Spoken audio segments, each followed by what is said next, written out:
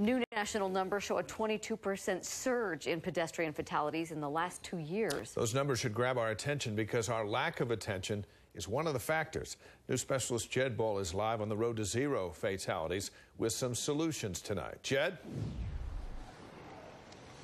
Yeah, Dave, this crosswalk that was put in front of our building a handful of years ago was designed specifically to cut through the distractions for the pedestrian and the motorist. There are flashing lights, bright colors, and even bumps underfoot for the pedestrian. But safety advocates stress that it's up to all of us to keep pedestrians safe. I catch myself doing that when I'm by myself. Landon Kenny admits he's wrapped up in his phone too often while walking, like many of us. It's hard, right? Like, you know, I get phone calls all the time and text messages all the time, and so I try and set a limit. He stays alert in the crosswalk. 2 years ago, we saw a really high jump in our fatalities.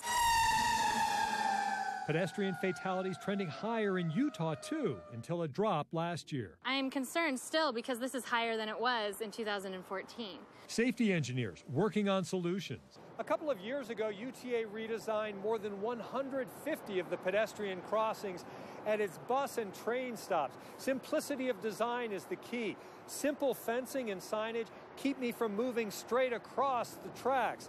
It forces me to move to the right and to the left, and by doing that, it grabs my attention and gets my face out of my phone. Part of what we need to do here is educate people and have people be aware of their safety and surroundings. UDOT working on structural and educational approaches. We have to address it head on, and we have to figure out what can I do. UDOT's Heads Up campaign aimed at pedestrians and motorists.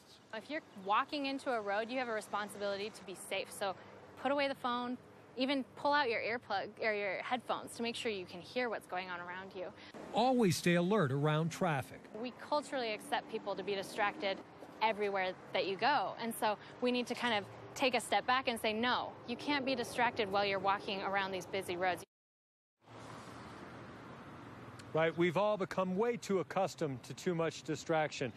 8 pedestrian fatalities so far this year in Utah. That's fewer than we had at this time last year. But we all need to commit to heads-up walking and heads-up driving for safer streets. Guys?